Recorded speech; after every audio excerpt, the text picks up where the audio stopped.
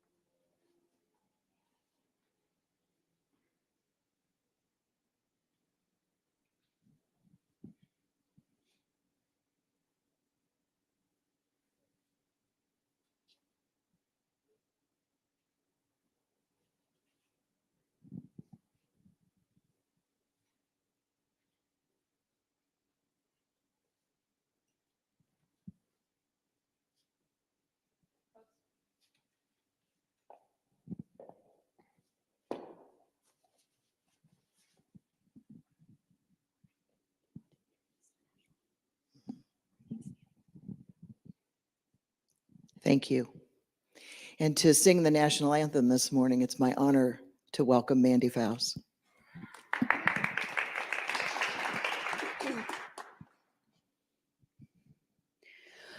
Oh, say, can you see by the dawn's early light what so proudly we hailed at the twilight's last gleaming? Whose broad stripes and bright stars through the perilous fight o'er the ramparts we watched were so gallantly streaming, and the rocket's red glare, the bombs bursting in air, gave proof through the night that our flag was still there. Oh, say, does that star-spangled banner yet wave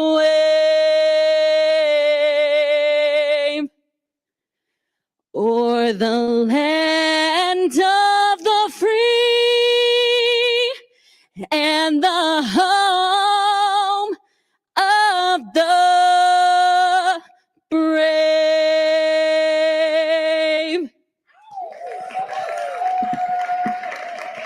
Thank you.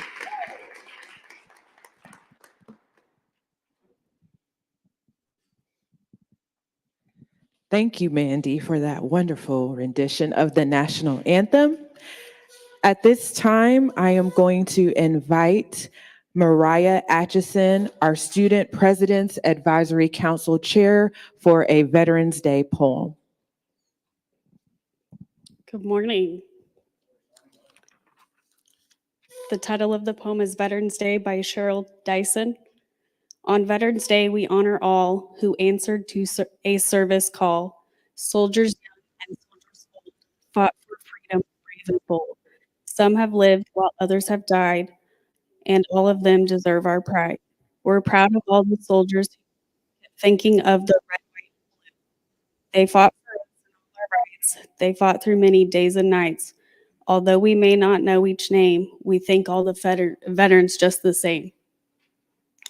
Thank you.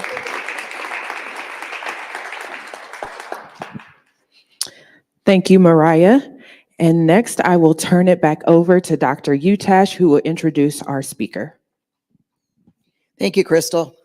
Well, it is really my pleasure this morning to introduce to you Colonel Phil Hesseltine. Colonel Hesseltine recently retired as the wing commander of the 931st Air Refueling Wing. Let me tell you a little bit about this special guy. In 1993, Colonel Hesseltine received his commission in the U.S. Air Force after completing the Reserve Officer Training Corps curriculum and graduating from the University of Utah. Early in his Air Force career, he held a variety of roles, including information officer for an AWACS training squadron, mobility colonel officer, flight commander, and assistant operations officer in the 384th Air Refueling Squadron, and executive officer to the commander of the United States Air Force Expeditionary Center.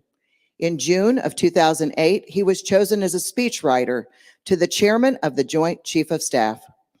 Prior to coming to McConnell, he commanded the 911th Air Refueling Squadron. Colonel Hesseltine has flown over more than 70 combat and combat support sorties. He is a command pilot with more than 2,400 hours in various KC-135R aircraft. He became the wing commander in 2018, and he retired in June of 2023. Prior to that, he served as the vice commander of the 22nd Air Refueling Wing from 2015 to 2018. He is now serving and working at Spirit Aerosystems. Please join me in welcoming Colonel Phil Hesseltine.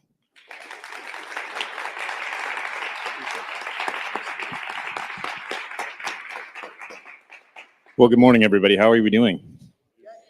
It's good. What a privilege to be here today. It's just last night I was at the Kansas Aviation Museum and we were honoring a few other fellow veterans as well. You know, what a special day. Veterans Day is always unique and humbling, an opportunity for us to pause and to reflect on what a great nation that we live in. It gives us the opportunities to do what we do.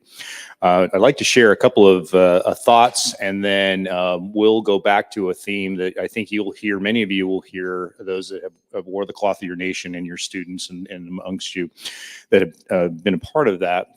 You're going to hear the term "thank you for your service," and I'd like to talk about that a little bit to pull that thread. But I want to talk about you as the veteran in our workforce and what that actually means. So my experience, I'm almost exactly 3 months now with Spirit Aerosystems, and I'm really having a great time because for most of my time in the Air Force, I flew airplanes, and so now the opportunity to get to build them is fascinating, or be with people who build. For the record, I don't build a thing, but it's pretty inspiring for me to walk around and watch people working very, very hard to build something that they actually finish. And the neat part about that is, you know, you can walk up to a nose section of an airplane being built and it looks like green erector sets, and it moves through the production line. It still looks like a green erector set until it hits integration, and then it comes together and it starts to become an airplane. And it's very fascinating to watch that work. And I'm humbled by the efforts and the hard work of these folks that do that every single day. And what I get out of manufacturing, I want to touch that thread a little bit while we're here. The art of manufacturing is just amazing to me. And I'd never really experienced it until you're with it and you watch people build something and it actually becomes something, goes off and does things like, in my case, the 737, it goes off and does some amazing things around the world. And here in the air capital of the world, we just, commemorated the 20,000th production of the 737. So that's a pretty big deal. It's pretty amazing. I mean, who amongst us has not ever flown or known someone who's flown on a 737? And that's pretty special. And it's a very complex build. There's different iterations of airplanes that run through that production line. So that becomes a huge challenge unto itself. Just like every other manufacturing entity in the world, we're all faced with the same challenges: a struggling supply chain, a workforce that some people will tell you is a hard workforce to get to motivate. And I'll pull that thread a little bit because I actually don't agree with that. And I'll tell you why in a minute. But I want to say what you bring and what your students, your veteran students bring when you put them in the workforce. Here's an assumption that industry knows about you and about me, or believes that. They believe you're very reliable. You will show up on time. You understand the idea of procedures, orders, process, and they respect the fact that you have put on the flag of your nation and done something uniquely special that many, many people have not done. You're that body of us that has wore the cloth of your nation in service comprises less than 0.5% of the nation does that. So industry looks at us and says, wow, you come from a very unique capability. Whether you did a year in service, you did one enlistment period, you did 5 years, 10 years, you hit 20, weird things like me, I did 30, that's crazy. Obviously I have attachment issues. So it is interesting to me what I am told that industry believes about you. Now, here's what we need all of you to do. I'm going to charge every single one of you and charge every one of your students. Here's what you don't need when you go into industry. I don't need you to manage a program for me. I got hundreds of people, thousands of people in Spirit's case, that can come in and manage a program. That's fantastic. We can teach people how to manage a program. I don't want you to be a manager. I want you to fall back on that skill that the United States Marine Corps taught you, or the Army taught you, or the Air Force taught you, or the Coast Guard, or the Space Force, or wherever you came from. They taught you how to be a leader from day one. Be a leader. Be that, fall back on exactly what you learned. And here's what I want you to do also when you first get into that. Tell your students this. The first things they need to do in the first 6 months when they get into their work section, here's all they have to do. Learn their job. This should look exactly like what they did when they arrived on their first post or their first ship or wherever they went. Okay. And the next thing they need to do and make this happen. When you get to wherever your work location is, you raise your hand and say, hey, I'm new here. I need a mentor. And you force that, because that's my observation, that it doesn't exist in many manufacturing entities. You do great work here. Those that instruct, first of all, thank you for being an instructor here. I've been an instructor for about 20 years and it's hard work. So thank you for doing that. What I would tell you is, you hit the workforce and you're ready to get going. And then we put this human in there and they're very qualified to do what they do. And then it's just good luck, hope you make it. What? Many places where we drop your students into, there is not an intentional development follow-on plan that's going to bring them from that, I'll just use the recognized terms, the apprentice, the journeyman, the craftsman, the master craftsman level of performance. You just don't have it. And it was kind of shocking to me to not see that in many places that I went. That's an opportunity for us to work together on all of that to make that work. Now, back to your humans that you're training, or you that's going into the workforce right now. You raise your hand and you demand that you need to have a mentor. Why? Because if you are anything that resembles a success in the military, which some people have accused me of being mildly successful, it's because I had great people that held the door open for me and showed me the way to do things right. You cannot figure this out on your own. And despite my best efforts, it worked. So that requirement, the intentional development of human character, is a piece that absolutely we need to get after. Now I want to pull the thread about there is a belief amongst many that this next generation of workforce is somehow a challenge beyond their ability to get through. We can't motivate them. They don't show up. They're not as committed. They insert whatever you have probably heard about the next generation workforce. I'm quick to snuff that out. And let me tell you why. There's two reasons that live with my same last name who both go to Wichita or Kansas State University. Anyway, they did take classes at WSU though. So what I will say is, if I had to compete with that talent of caliber of human that's come out of our schools lately, I would have lost at 18, 19, 20 years old. I can't compete with them. They're so wicked smart and they're connected to the world in a way that you and I don't. The problem with them is probably me. It's probably the generation of human that's receiving that new individual in their work center and doesn't know what to do with them, because they've not probably had the experience of working with different forces. That's where you, having been in a uniform, you understand this. You understand that there's, in the Air Force level, I'll use a 3 level, a 5 level, a 7 level, and that's an intentional development of their progression through. Now, here's the biggest difference, the single biggest difference between someone who graduated high school and is walking into your classrooms or walking onto an Air Force base, and we meet them at Freddy's, and they have no stripes on, and we think they're the greatest thing in the world. Do you know what that biggest difference is? Every single one of them, whether you went through basic training with the Army, the Coast Guard, the Air Force, it doesn't matter. You had 8 to 10 weeks of adulting. Okay. So that focused adulting on how to live. Then we put you into a technical school. Well, guess what? You're the technical school. So you own that piece. And we're going to teach you how to come to work and function as a human being and do your job. Great. Some realities about the workforce that we have right now. Many of them got 3/4 of the high school experience that you and I did. Okay. And we scared the bejesus out of them with the global pandemic. You got to understand and meet them where they are. And I will tell you that if you empower this next generation of workforce to find solutions for you, they will blow you away. An example is sitting right here at the table with me. That young man right there, amazing, amazing. And I've followed his progression since he was that brand new airman at Freddy's with no stripes, right?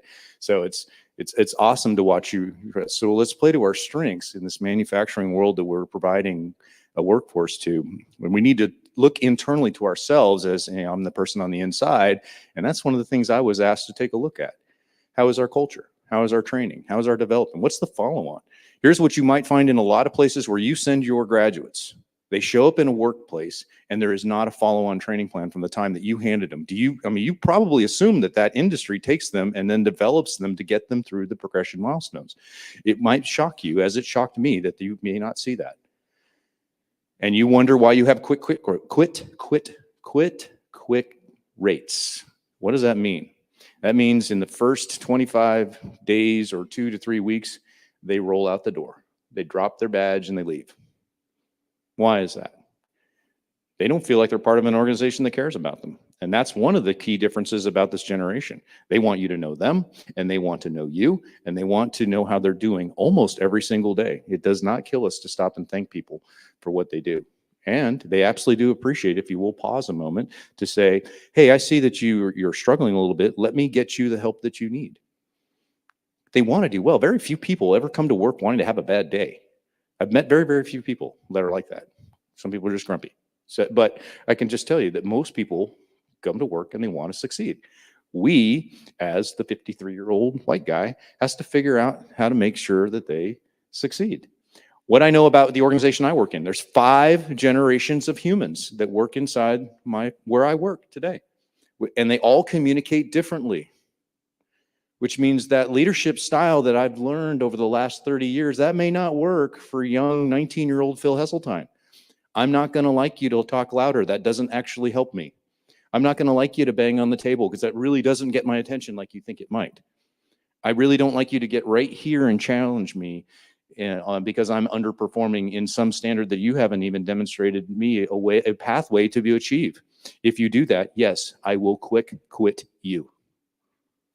You need to demonstrate that you are as invested in me as I am here today with you because I applied for this job. I want to be here. I went through WSU Tech. I got a credential. I'm standing in front of you. I want to work. Please don't talk down to my generation because I somehow am underperforming. We can do a better job as probably the 4th of those 5 level generations to recognize who we have. Let's play to our strengths. The next generation, by the way, that's our replacements. We have a requirement to train them to do well. And so now I want to pull a thread with you. I talked a little bit about thank you for your service. First of all, just do a quick roll call. Let's see who we have in here. Army, raise your hand. Awesome, very good. Keep your hands up. Marines, any Marines? No Marines. Okay, Airmen. Okay, we got 1, 2, 3. Oh, we got a whole bunch of airmen. Wow, safety in numbers. Navy. Awesome, very good. 1, 2, 3. Ooh, wow, double winner over there. Coast Guard. Any Space Forces yet? Are we out there? Are they retired yet? Okay, they're coming. And they're going to be amazing, by the way, because they're uber connected. So I'm going to share a story with you. And Sherry's heard this before. And well, first, I'll start off. As I was thinking of my comments of what I wanted to say here today, I ran across an article that just came out just 2 days ago, and it was talking about the discomfort that service members apparently get. And you may get this too, because hands, who's been thankful for their service? Anybody? Okay, great. Okay. The article was going on to say that somehow that gave some of us great discomfort. Like, okay, interesting. Let's pull that thread. And so I followed along in the article, and I went, I think that maybe the discomfort comes from, well, how do you respond to that? What do I say? So I'm going to share with you a story, and I'll let you figure this out. So as the saying goes, sometimes fact is so much more interesting than fiction. The events I'm about to tell you are true, and I've shared them in many different forms. That Sherry's been with me as well on a 2015 afternoon in Derby, Kansas. It's mostly as an illustration of the type of community support that your servicemen and women at McConnell Air Force Base would likely receive at their new assignments. I've said to myriad newcomers, they and their families are now in a place like no other and are moving into neighborhoods that will welcome them like their own. So this was a story that I've shared at newcomers for New Airmen Workforce. I included this story during many speeches I've done around the arrival of KC-46. I integrated that into the dinner comments, and it resonates. In all cases, the reactions have been the same, and I will leave it to you to see what your reaction is. So there I was, classic. I got to be here, and then I got to tell you a story. So there I was, sitting in the dining room of Derby, Kansas Freddy's restaurant, enjoying my lunch with my. When I walk over to refill my iced tea, the little girl starts tugging on the blouse of my uniform. So to give you the optic, this is the old ABU uniform that I'm wearing.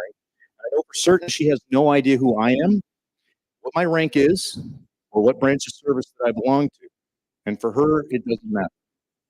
What does matter is that she's dead set on telling me something. I think I know what it is. Over nearly 3 decades in the military, I have been approached by hundreds who wanted to let me know how much they appreciated my service to their nation. Most were very sincere.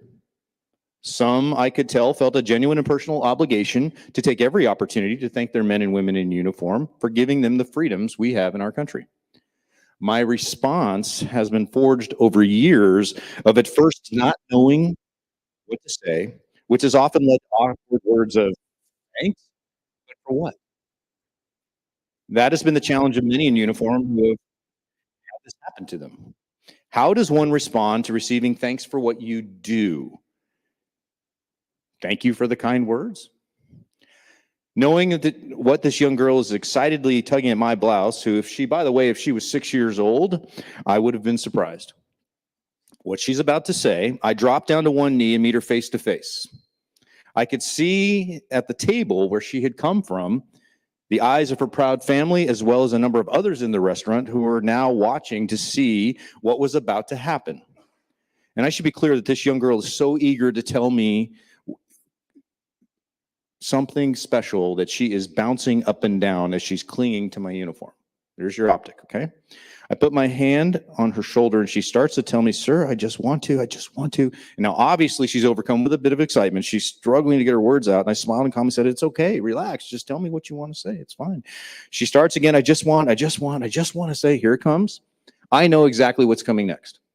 I just want to say, thank you. Yep, exactly what I was expecting. And now I stand ready with my answer. Sir, I just want to say, thank you for protecting my life. Whoa. I wasn't ready for that. And with an approving look from her family, I nodded to them, gave her a hug, and she bounded back to her table, and I'm sure she has no idea what an impact she made on me that day. I was very used to being thanked for my service, but no one had ever told me thank you for protecting their life until that very moment. It completely caught me off guard. I had absolutely no idea how to respond. Driving back to work, I thought about what had just happened. What compelled a 6-year-old to say that? She couldn't possibly have decided that on her own. Her parents told her to say that. And their parents told them that. And what I've told hundreds since is the words from a 6-year-old girl spoke volumes as to who we are when we wear the cloth of our nation. Many Americans see us in their aunts and their uncles and their fathers and their mothers and their brothers and their sisters and daughters and grandparents who put on the uniform and headed off to war or military service in bases and ships and in countries across the globe. And some never came back. Thanking us for our service to their nation means so much more to them than it will ever mean to us. When we wear our uniform in public, how we look, how we convey with our actions gives many comfort and confidence that our nation is safe, especially during times of great national challenge. This comes with a huge responsibility, by the way. We're always being watched, and we must always carry ourselves with a degree of decorum befitting the varsity uniform that we wear. And why do I call it, and I've shared this story, why do I call that a varsity uniform? Your service members that are wearing their uniform. It's a varsity uniform because you have two names sewn on it. You have your nation and your own. I've never experienced such tremendous outpouring of support for what we do more than when my family moved here. Multiple meals anonymously paid for, especially in Kansas. People have gone out of their way to include pulling their cars over, and I'm not kidding about that, pulling their cars over to tell me how much they appreciated me. Kansans love their men and women in uniform. Why? Over the course of history, the majority of our soldiers, sailors, airmen, Marines, and Coast Guards have come from farms and small towns, and a large number from right here in the Midwest. Young men and women answering the call of service or sought excitement or adventure like their relatives had before. And there are remnants of Army and Navy air bases and training locations which built massive forces and prepared thousands of troops for war, which can still be seen in small towns across Kansas, like in Great Bend and Goodland and Salina. The uniforms they wear signify a commitment to a nation and to a cause greater than their own. They represent the myriad who who served before us. And no place on earth shows this more than here in the Midwest in cities like Wichita, Derby, Andover, Hayesville, Mason. And I see it when I go to Johnson City, Manhattan, and Leavenworth. In small town America from all points and from all corners of Kansas. So what do I tell them? How do I respond to such a personal offer of thanks for my service? I look them in the eye. And I say thank you for taking the time to honor all our men and women in uniform, whether in the military, police officer, a firefighter, emergency responder, healthcare worker, wearing the cloth and the flag of our nation. And once again, for reminding me why it is I do what I do every day. So with that, I would offer thank you for your service and thank you for your time. Have a very, very happy Veterans Day.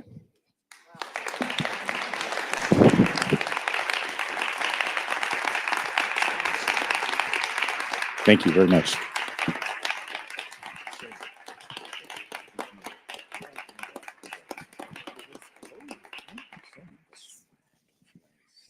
You gotta have some swag. Thank you so very much. Thank you. Wow, that was great.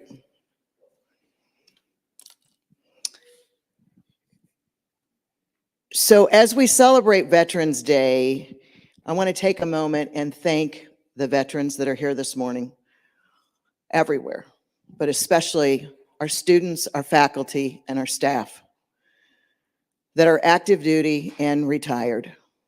To me, you embody some of the best values that I can ever think of. Those values of duty, purpose, commitment, courage, and discipline. And I don't think those attributes ever go out of style. You have my deepest respect and my greatest gratitude for what you have done.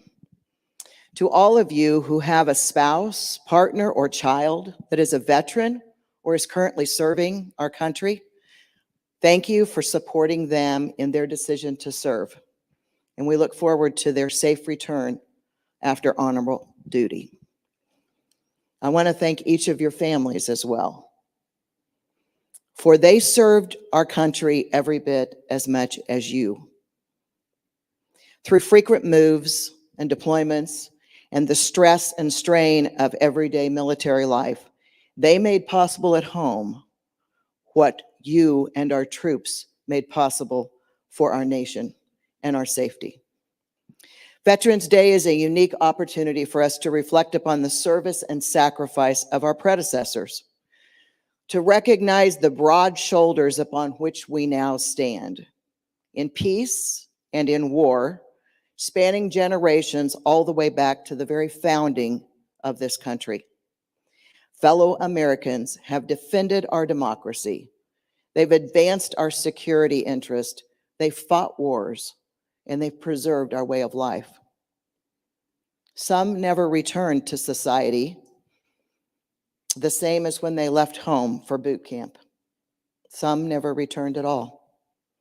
But all of them, living and deceased, are owed a great debt of gratitude.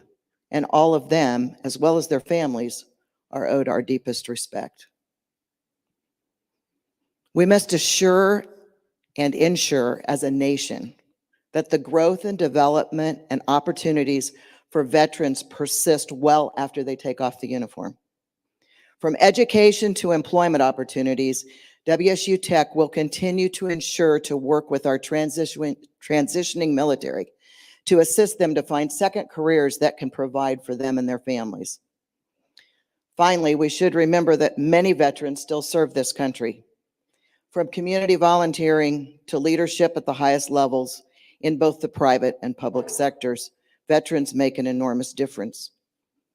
They run companies, they run nonprofits, they run for office, they work at WSU Tech and Spirit Air Systems, and give back their knowledge and insight to future generations. Our veterans continue to lead, to inform, to motivate others to succeed and to serve.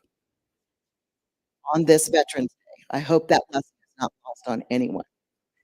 And I take comfort in knowing that in communities large and small across the land, the American people continue to find ways to reach out and support our veterans, who they know as their neighbors, their teachers, their coaches, and their friends. So to our predecessors, to you, our veterans, and your brave families, thank you for the service you rendered in uniform and for the service you still render today to this great country. We honor you today and always. As military members, I know you all know what a challenge coin is. And as a thank you for a job well done for your military service and your service and belief in the mission and vision of WSU Tech, I'm going to invite each of you individually, as I call your name, to come forward and receive a WSU Tech challenge coin. So I want to tell you a little bit about this coin.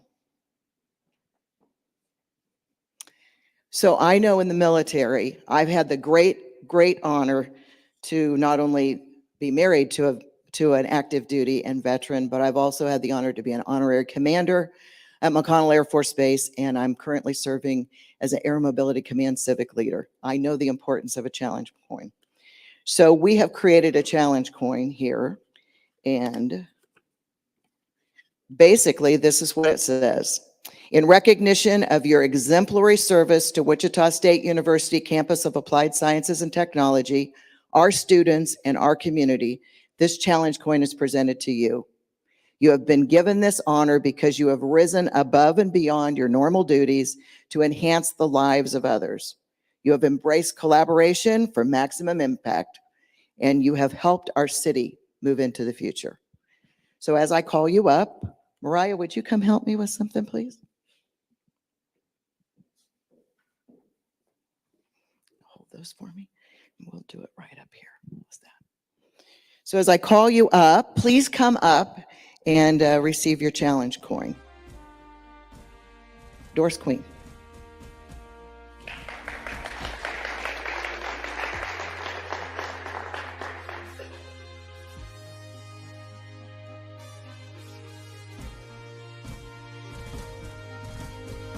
I'm gonna go through this list, and if somebody's not here, we'll just go to the next person.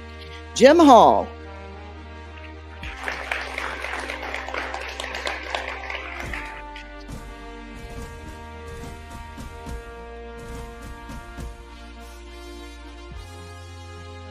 Sam Beard.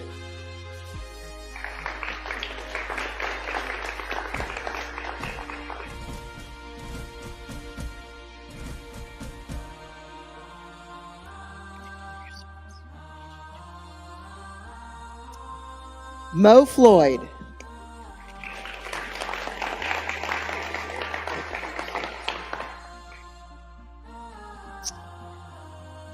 Todd Wolf.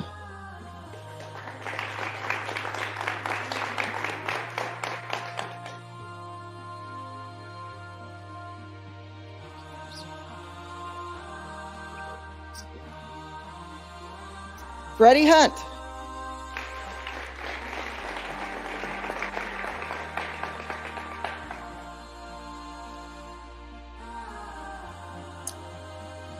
John Davis.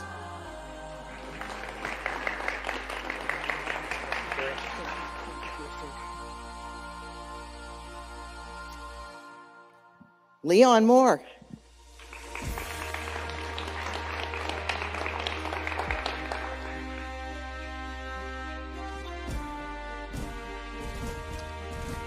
Megan Lobbin. Sorry, wasn't quite sure how to say that last name. And thank you for. Let's see, David Roach.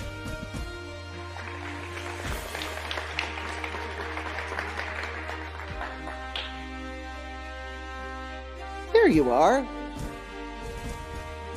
Thank you for your service. Leon Hardy.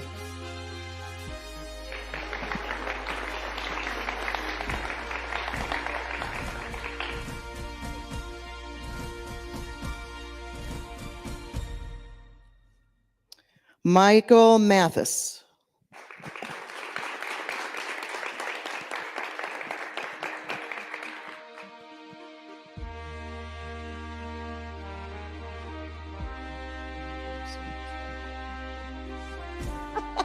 Love it. Let's see. Norman Tucker. Look at your shirt.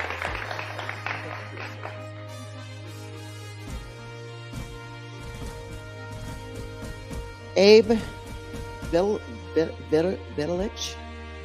Did I say that right?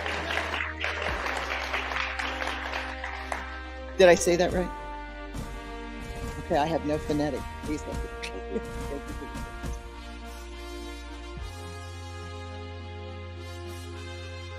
Anthony Rojas.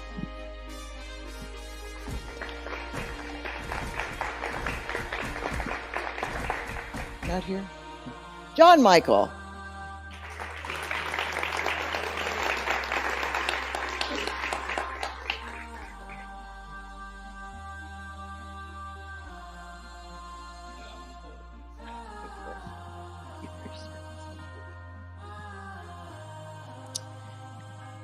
Christopher Coleman. I bet he's teaching. Okay. Chandler. Is Chandler here? Okay. I'm going to run through some names. I don't know that I see them here. Caden Bennett. Savannah. Kirsten. Michael. Jessica. Will, Grace, Hayden, these are all students. Shantae, Shaniqua. Oh, got one. Okay. Thank you for being here.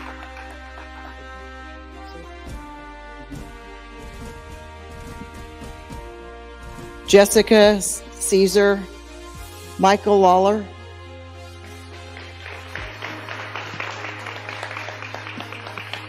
Thank you for presenting the colors too.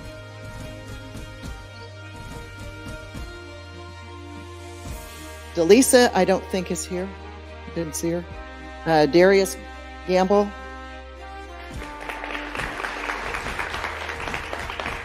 Thank you for your services. Jonathan Stemple. Okay, did I miss anybody? Don's not on. Don, get up here. Don Keeley.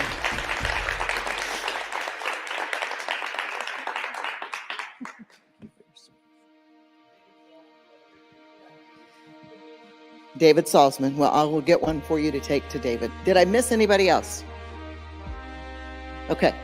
My final person is my favorite veteran of all times. That is my husband, Dave Utash. And I'm going to present him with a coin as well.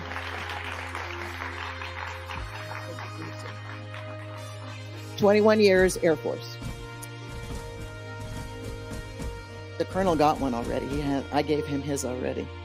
So I think that concludes what we're doing today. I appreciate everybody being here. Colonel Heseltine, from the bottom of my heart, thank you.